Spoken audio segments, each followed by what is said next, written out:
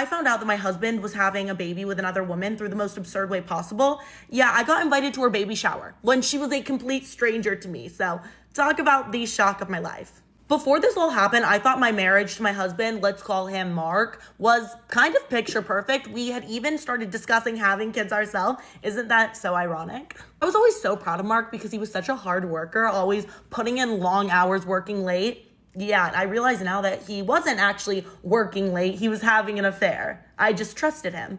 So just imagine me living my little picture perfect life with what I think is the man of my dreams when all of a sudden I get a little ping on my phone and I see that I've been invited to a baby shower, which is confusing to me because to my knowledge, nobody I know is pregnant. And that was actually correct. No one I know is pregnant. So I open up the email and I see that it says, you are invited to, let's call her Molly's baby shower. And I think this was a mistake at first because I don't know a Molly.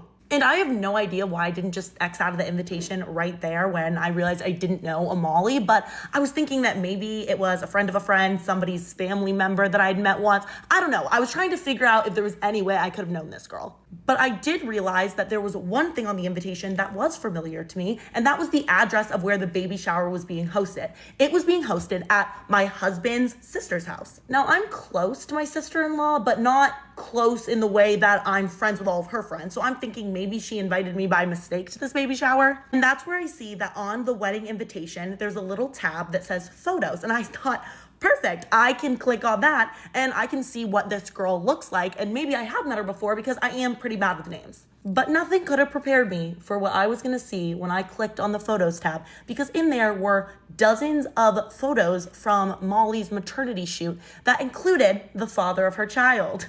And y'all know where this is going. At first, I think it's somebody that just looks exactly like Mark, but I quickly realized that no, it is my husband, Mark, in these photos. Then I click on the attendees list on the invitation and I see that every single member of Mark's family has RSVP'd yes, that they are going. So they were all aware of this. Immediately, I picked up my phone and I did not call Mark. I called his sister because she's the one that's hosting this baby shower. And so I knew that she was gonna have some answers and I wanted to get them before Mark had the chance to lie to me.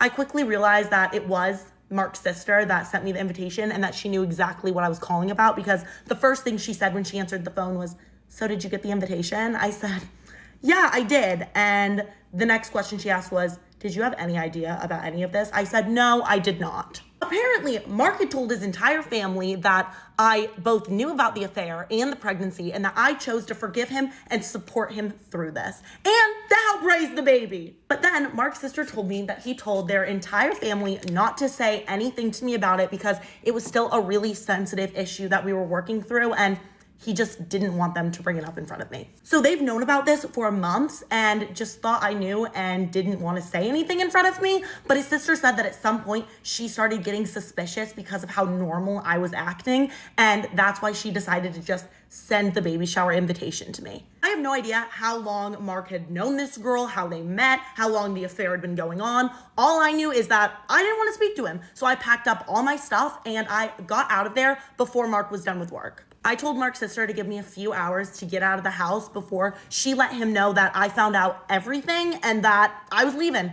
Mark has been calling and texting me nonstop saying that we can work this out and he has an explanation and to just hear him out, but I don't know if I want to. I don't know if I ever want to speak to him again. Let me know if you think I should hear him out, and if I do, let me know if you want to hear his reasoning for all of this, because I'm sure there's some kind of story he's going to try to spin.